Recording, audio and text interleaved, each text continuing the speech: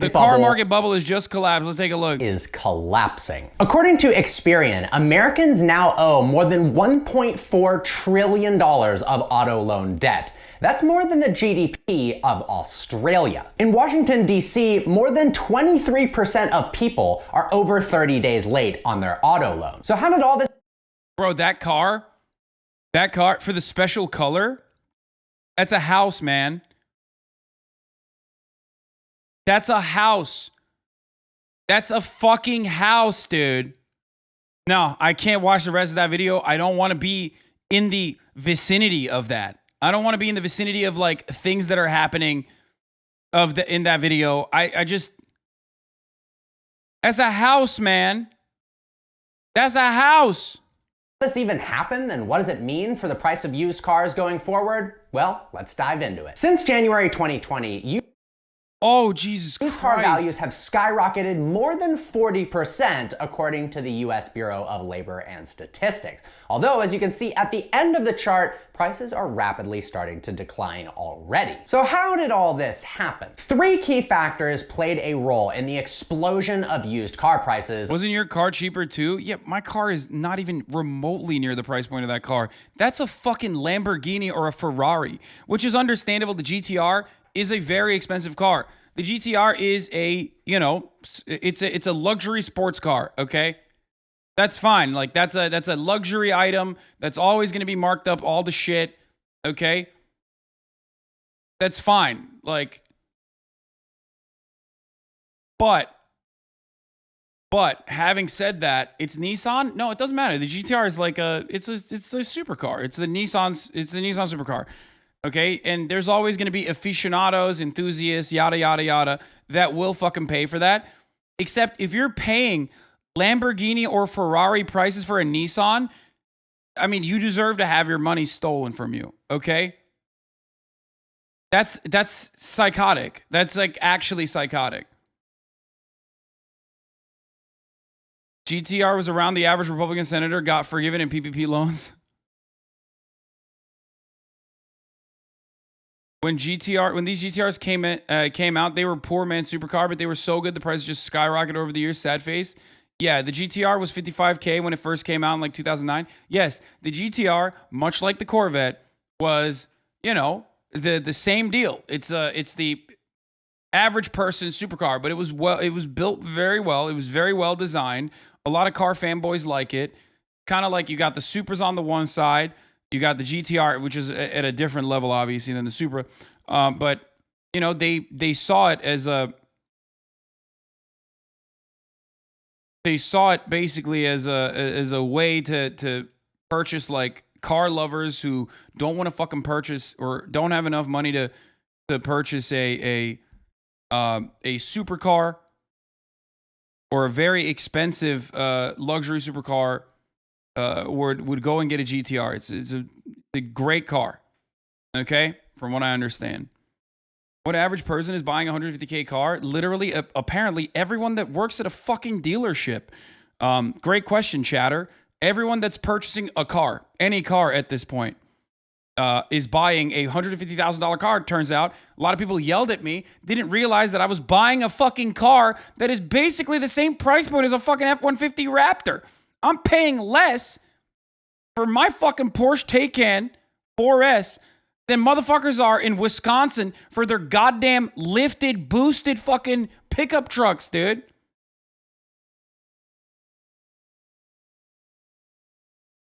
Which is wild. I'm in Los Angeles buying a fucking expensive vehicle, okay? Like an expensive vehicle. It is an expensive vehicle. And I'm paying less than motherfuckers in Wisconsin are paying for their fucking psychotic F-150 Ford Raptors, dude.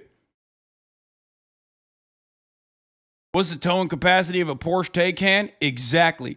Yeah, you got me there. Except you ain't towing anything. You're just driving it from your fucking... You're just driving it from your ugly ass cookie cutter box home that you fucking purchased in Wisconsin to your ugly ass fucking gray ass auto dealership that you work at. What are you towing? The only thing you're towing is debt, okay? Just towing capacity, brother. You don't understand it. Great. That's great. Love that. Over the last couple of years. Egregious loans, stimulus packages, and the infamous global chip shortage. Let's start with the loans. Between 2021 and 2022, used car payments went up 18.3%, averaging almost $500. The average new car payment sits at $730, which is absolutely insane. Looking at Cox Automotive's vehicle affordability chart, we can now see that it takes an average of 42.2 weeks of the average American's income to pay for a car. Whereas just a few years ago, it was only 32 weeks. Quick note, I noticed the majority of you guys watching haven't actually subscribed to the channel yet, so if you've learned something in today's video, click that subscribe button and turn the notification bell on. I also tow my jet ski that I rack up credit card debt onto the lake once a year. Yep, that's right. That's what you're towing, motherfucker.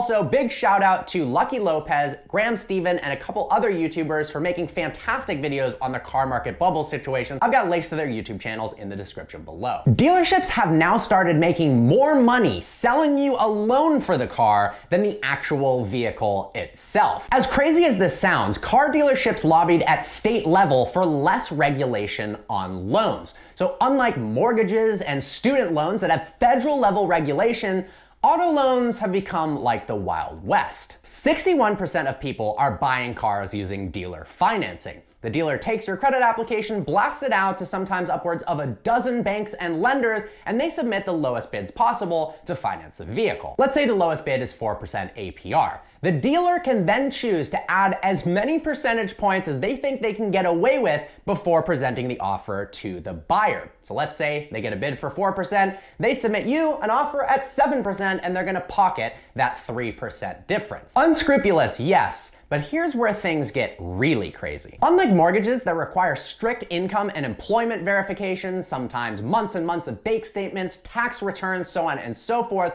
auto loans rarely do. According to Consumer Reports, only 5% of auto loans were checked to see if the consumer could actually afford the car. That's right, that means more than 95% of people walked in, submitted a credit application, and wrote— Listen, all you need to do now is just create a separate pool to bet on how many of these fucking auto loans are going to default, okay?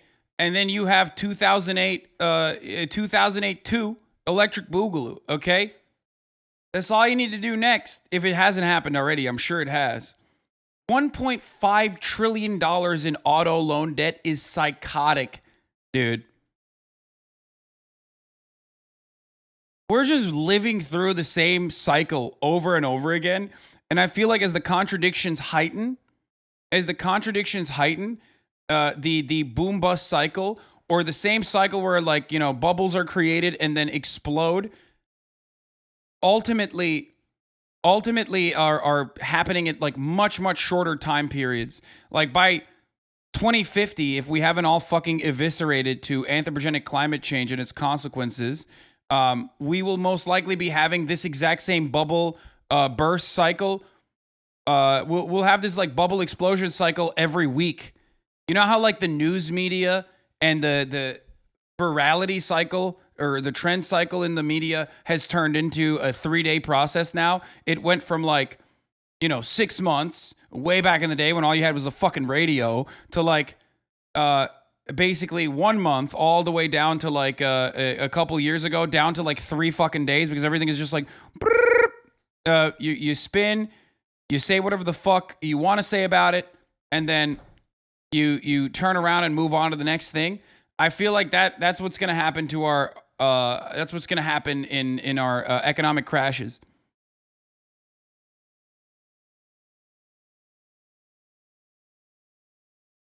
Whatever the heck they wanted as their income without it being verified. You could walk in making $50K a year, put $1 million down, and 95% chance they're not gonna check, and you're gonna walk out with a car that you can't afford the payment on. This means auto loans were given out to millions of people who couldn't actually afford the car. To make matters worse, lenders' loan-to-value ratios have gone insane. Typically, it would be no more than 90%. So if you go to buy a $100,000 car, they'll loan you 90 grand, you have to come up with the additional money yourself.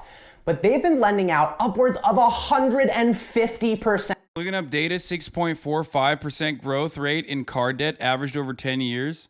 Loan to value, which means they'd be willing to cut you a check for 150 grand because the 100 grand car was marked up 45 grand and you needed to pay the unscrupulous dealer. Now this was fine when the market was crazy. In the beginning of 2020, only 0.3% of new cars were sold at above MSRP. Fast forward to today, 82%. How ridiculous is that? So the loan to value helps cover that markup. But what happens when you paid 130% for a car that then crashes in value in the next couple of years? You're gonna be massively underwater with your payments. Well, it's already started to happen. As I mentioned, in Washington, D.C., almost 1 in 4 people are more than 30 days behind on their car payments. In the United States wide, 1 in 12 Americans are more than 90 days late on their payments, which means repossession is more than likely. So what else caused this bubble? Massive stimulus packages. It all started with the CARES Act, a $2.2 trillion stimulus bill thank you for the 5 gifted subs.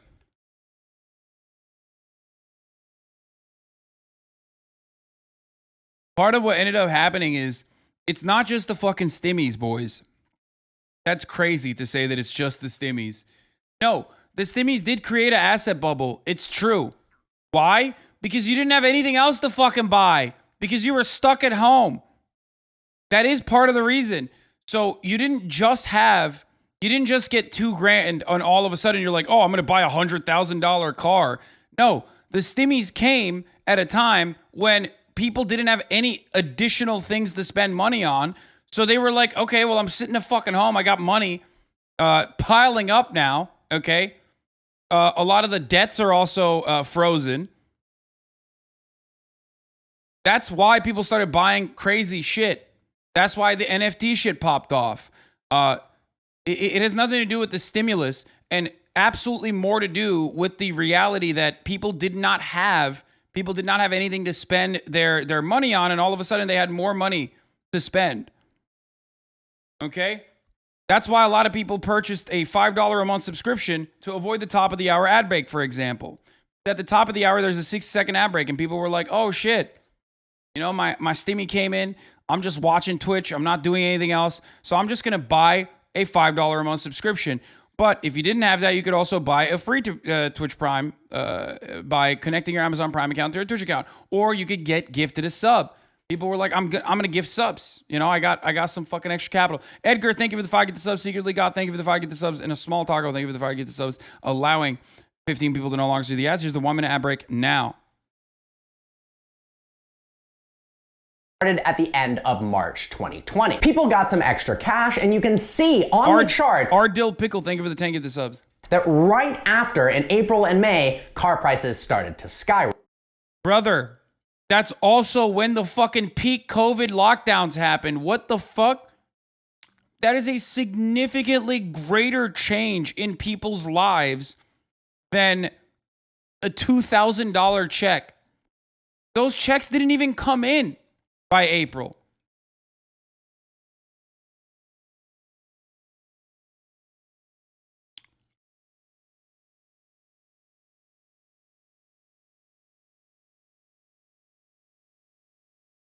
Then in March of 2021, we had the American Rescue Plan that dumped another $1.9 trillion into the US economy. And as you guys are, it's funny because like these dudes are like clearly hyper capitalists, you know what I mean? But also at the same time, it's like they're not recognizing, they're like criticizing capitalism, kind of, or an externality, without realizing that it is caused by capitalism. You can see on the consumer price index chart, that's the exact time that car prices skyrocketed yet again. Of course, there were also the PPP loans, where some small businesses decided that buying a Lamborghini was a smarter decision than actually paying their employees like they were supposed to for COVID relief. Additionally, we had the infamous global chip shortage. The semiconductor industry can't keep up with demand, which delays vehicle production and increases prices for new cars as well as used cars. A lot of this was due to COVID-19 causing labor shortages, But the switch to working from home also drove up the demand for PCs by more than 13%, almost immediately. In fact, 2020 and 2021 were also enormous years for smartphones and tablets. Add in the massive demand for CPUs and graphics cards to mine crypto, and you've got yourself a massive supply chain issue. Because auto manufacturers can't produce cars as fast due to the global chip shortage, that means cars are rarer, and the ones that are actually available are going to be more expensive. We know car prices are higher than ever, but how is this actually affecting the everyday American? Well, subprime loan repossessions are up 11% since 2020. And prime loan repossessions, people with great credit, have doubled from 2% to 4%. Right now, 5% of United States car loans are late on their payments, and 50% of them are underwater on their vehicle, meaning they owe more on the car than the car is actually worth. And that's going to be a huge problem when the car market collapses. And while they bought that car with a residual value that was high because the market was super adjusted, then they paid 25 grand for a car that maybe a year from now might be worth 15 grand, and they're going to be severely underwater and likely result in their car being repossessed. The big problem happens when the car market starts to drop and you've already got yourself a terrible loan with a high APR and you've overpaid on the car. As the chip shortage sorts itself out and automobile production starts to rapidly increase, we're gonna see the price of cars dramatically decrease. KPMG, for instance, predicts used cars may plummet by 30% in value by the end of 2023. Ally Financial, who happened to finance my McLaren, predicts prices are gonna go down by 15 to 20% by the end of 2023. This is both amazing and super scary at the same time. If you're thinking about buying a used car right now, wait 6 months, 8 months, or even a year, and prices will likely be dramatically cheaper than they are right now. The problem is all the people locked into horrendous car loans from 2020 and 2021